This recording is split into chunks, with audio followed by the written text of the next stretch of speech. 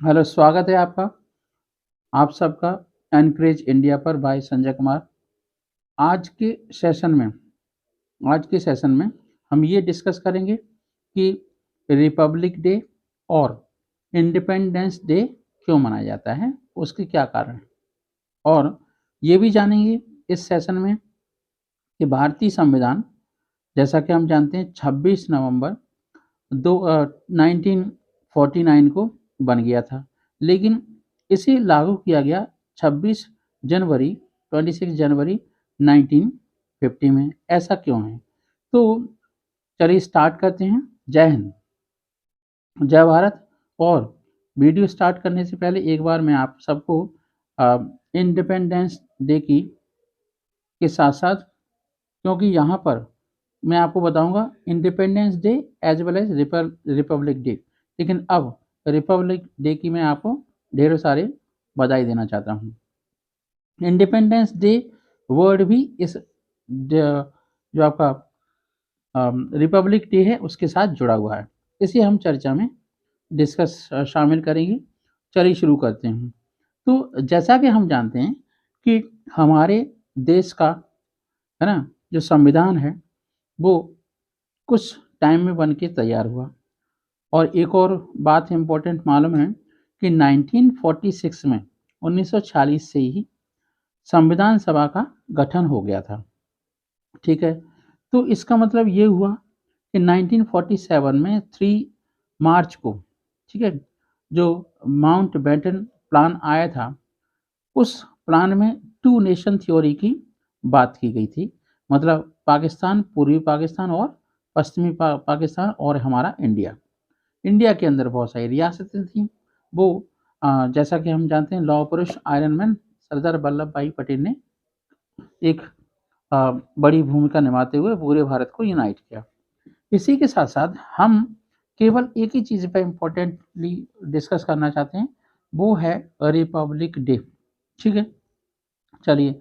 तो जैसा कि हम जानते हैं कि हमारे देश का जो 26 जनवरी है, as a Republic Day celebrate किया जाता है। हम सब जानते भी हैं कि 26 नवंबर 1949 को हमारे देश का संविधान बन करके तैयार हो गया था। तो देखिए, ऐसा क्यों हुआ कि 2 महीने बाद रिपब्लिक डे को मनाया जाता है। और ये जो आपका रिपब्लिक डे है, रिपब्लिक डे को 26 जनवरी को ही क्यों मनाते हैं। और एक और इम्पोर्टेंट बात कि जब 26 नवंबर 1949 को हमारा देश का संविधान बन गया था, तो 2 महीने बाद क्यों लागू किया गया। तो जो आपका, हालांकि उस समय भी फ्रांस का राज्य हुआ करता था और पुर्तगाल का भी। सबसे बाद में 1961 में पुर्तगाली और फ्रांसीसी यहाँ से चले गए, तब पूर्ण आज़ादी मिली गोवा से। जैसा कि हम जानते हैं कि हमारे ऊपर किसी का शासन होना चाहिए था, इसी को कहते हैं रिपब्लिक। तो अंग्रेज़ों का ये मानना था कि हमने आपको आज़ाद तो कर दिया है, लेकिन आपके यहाँ कोई कानून की किताब नहीं है, कोई कानून नहीं है। तो जब तक भारत का संविधान, है ना, नहीं बन जाता और लागू नहीं हो जाता, तब तक अंग्रेज भारत छोड़ कर बिल्कुल भी नहीं जाएंगे। तो संविधान 1947 से 26 नवंबर 1949 तक बन पाया था। इसे संविधान दिवस के नाम से जाना जाता है। किस दिन को, किस डेट को? 26 नवंबर 1949। इसका मतलब 26 नवंबर को संविधान दिवस के नाम से जाना जाता है और मनाया भी जाता है। रियलिटी तो ये थी कि अगर हम साधारण रूप से देखें तो संविधान हमारे पास शासन करने की जानकारी नहीं थी। हमारे ऊपर कोई होना चाहिए था। मतलब ये हुआ कि संविधान एक ऐसी किताब है, कानून की किताब है देश की, जो सबसे ऊपर है, जो सुप्रीम कोर्ट से भी ऊपर है, हाई कोर्ट से भी ऊपर है, और इसके अधीन प्रेसिडेंट और प्राइम मिनिस्टर भी वर्क करते हैं। इन दोनों इलेक्टेड बॉडी के तहत, इलेक्शन के तहत चुना जाता है, और एक और इम्पोर्टेंट बात है, रिपब्लिक का सीधा संबंध होता है कि ऐसा देश जिसमें कोई राजा महाराजा की संतानें आगे नहीं आएंगी, इलेक्टेड पर्सन ही उस पद पर विराजमान होंगे, जैसे प्राइम मिनिस्टर हो गए या प्रेसिडेंट हो गए। तो संविधान के अंडर में आते हैं सारे के सारे लोग, ये वंशानुगत नहीं होंगे। और एक और बात, चुनाव होंगे, चुनाव के बिना इलेक्शन के इन्हें किसी भी पद पर नहीं रखा जाएगा, भारतीय नागरिक होने चाहिए। तो बात ये थी कि ऐसा क्यों हुआ, इतना डिले क्यों हुआ। बात हम चलते हैं, अब हम इतिहास में चलते हैं। तो बात थी सेकेंड वर्ल्ड वार की। उस टाइम पर अंग्रेज बहुत ढीले पड़ गए थे, उनके ऊपर बहुत ज़्यादा कर्ज हो गया था, क्योंकि सेकेंड वर्ल्ड वार में ब्रिटेन की इकोनॉमी पूरी तरीके से धराशायी हो गई है। और आप विंस्टन चर्चिल को अच्छे से जानते होंगे, जिसने, है ना, 40 लाख हिंदुस्तानियों को मरवा दिया था। कैसे? उसने हिंदुस्तान का जो अनाज था वो सेना में बांट दिया, ठीक है, ब्रिटिश सेना में भुक्कड़ थे, ठीक है, तो बांट दिया, जिसकी वजह से हमारे यहाँ क्या होगी, अनाज की कमी, और हमारे यहाँ 40 लाख लोग मर गए। उसी टाइम पर विंस्टन चर्चिल तो थे प्राइम मिनिस्टर इंग्लैंड में, तो उसके अगेंस्ट थे क्लीमेंट एटली। क्लीमेंट एटली जो थे वो लेबर पार्टी के थे, और विंस्टन चर्चिल थे कंजर्वेटिव पार्टी के मेंबर, ठीक है, प्रमुख अध्यक्ष। तो क्लीमेंट एटली ने हमारे देश के राजनेताओं से ये विश्वास कराया, आश्वस्त कराया कि जब क्लीमेंट एटली की सरकार आएगी तो भारत को पूर्ण स्वराज मिल जाएगा, आज़ाद कर देंगे। उन्होंने इसी क्रम में जिस तरीके से हमारे देश में कैबिनेट मिनिस्टर्स होते हैं, जैसे राजनाथ सिंह हैं, है ना, और जैसे जयशंकर हैं, विदेश मंत्री जयशंकर, ठीक है, उसी तरीके से उन्होंने अपने कैबिनेट 3 कैबिनेट मिनिस्टर को देश में भेजा, जिसे हम बोलते हैं काल। काल का मतलब ये हुआ, के का मतलब होता है क्रिप्स, और ए का मतलब अलेक्जेंडर, और एल का मतलब होता है लॉरेंस। तो लॉरेंस तीनों के नेता थे, ठीक है। किसी ना किसी के ऊपर कोई ना कोई तो होता ही है। जैसा कि हम जानते हैं कि भारत का संविधान, है ना, जिसे हम कहते हैं कैबिनेट मिशन, है ना, वो 3 सदस्य का कैबिनेट मिशन था, और अंतरिम सरकार के लिए बनाने के लिए, उसके बाद जब संविधान बन जाएगा तो संविधान के अकॉर्डिंग चुनाव होंगे और देश में राज्य रहेगा, राज्य चलेगा। उनका ये भी मानना था कि अभी आप लोगों को देश चलाना नहीं आता। तो हुआ ये कि कार्ल, क्रिप्स, अलेक्जेंडर और लॉरेंस ने इस चीज़ को संभाला और लीडरशिप की। फिर हुआ ये कि जो आप सब जानते हो कि भारतीय संविधान का विकास, भारतीय संविधान के लिए एक अप्रत्याशित रूप से वोटिंग हुई, और 1951 1952 में प्रधानमंत्री बने थे। उसका यही रीज़न था कि संविधान ही नहीं था। संविधान कौन बनाएगा, इसके लिए अप्रत्यक्ष रूप से चुनाव कराया गया। उसमें संसद के सेंट्रल हॉल में लोगों को रखा गया, जो इलेक्टेड मेंबर थे। ऐसा इसलिए होता है कि वो पूरी तरीके से सरकारी नहीं थे, वो केवल अप्रत्याशित रूप से चुने हुए कुछ मेंबर थे। तो संविधान सभा का गठन हुआ था 1946 में, 389 मेंबर थे। अब 3 मार्च 1947 को ये डिसाइड हुआ माउंट बेटन के प्लान से कि 2 नेशन थ्योरी आ गई। अब तो गड़बड़ हो गई। मतलब ये हुआ उसके कुछ मेंबर यहाँ से निकल गए। उनमें से सबसे इम्पोर्टेंट जो मेंबर थे वो थे लियाकत अली, ठीक है, जो वित्त मंत्री हुआ करते थे, ठीक है। फिर विभाजन के साथ वो चले गए पाकिस्तान। और अब क्या हुआ, अब 1947 में देश का विभाजन हो चुका था।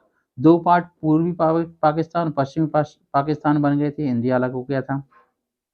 देश के विभाजन के बाद फिर देश के विभाजन के बाद 299 सदस्य बचे रह गए, बाकी के चले गए पाकिस्तान। और हुआ क्या कि जो 13 केजी का संविधान बनकर के तैयार हुआ 26 नवंबर 1949 को, ठीक है, उस दिन 284 मेंबर्स ने हस्ताक्षर किए, उनमें से 15 तो महिलाएं थीं। अब संविधान बन चुका था, लेकिन ये देखिए कि ये संविधान बना कैसे।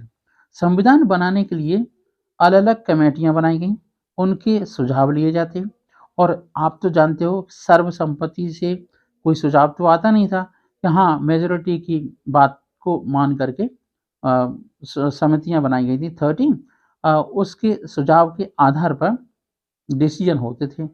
अब जो समितियां थीं उन सबको कोऑर्डिनेट कर रहे थे डॉक्टर बी आर अम्बेडकर, जो भारत के प्रमुख लॉयर थे और उनके मुकाबले कोई और विद्वान नहीं था। उनके साथ साथ कि हम जानते हैं कि जो आपके उनके साथ साथ सच्चिदानंद सिन्हा भी थे, जिन्होंने केवल 2 दिन के लिए ड्राफ्ट कमेटी की मेंबरशिप या फिर कोऑर्डिनेट किया था।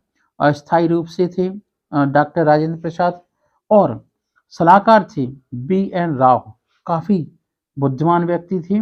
उन्होंने बहुत सारे देशों का संविधान को अच्छे से स्टडी किया, और उन्होंने बाद में म्यांमार के संविधान के बनाने में भी हेल्प की।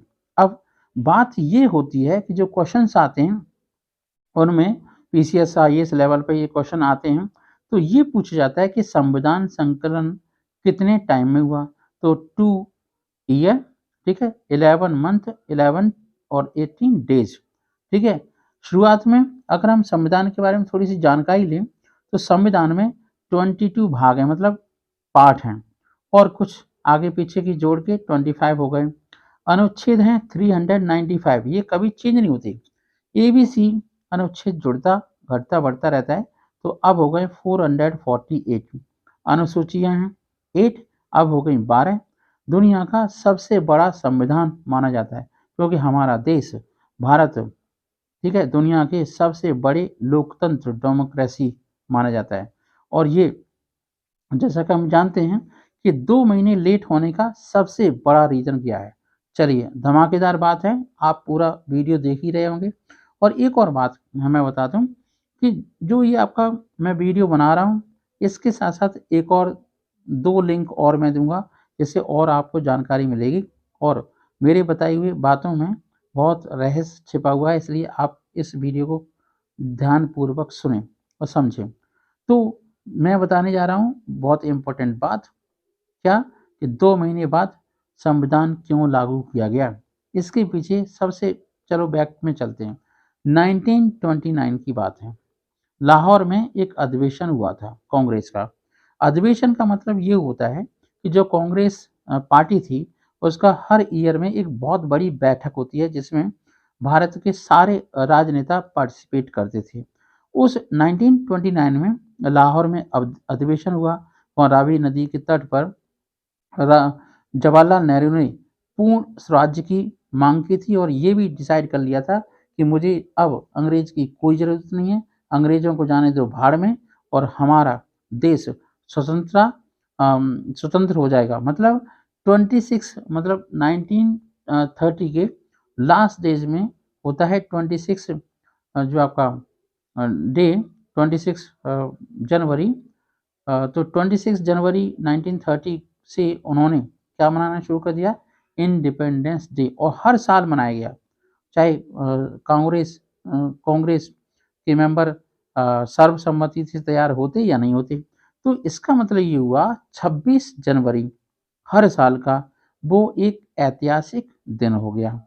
जब ये मनाते चले आ रहे थे तो 1946 में तो अ, हमारा संविधान तैयार होने लगा, लेकिन 3 मार्च 1947 में ये डिसाइड हुआ कि देश के 3 टुकड़े हो जाएंगे, मतलब एक पूर्वी पाकिस्तान, एक पश्चिमी पाकिस्तान और एक इंडिया।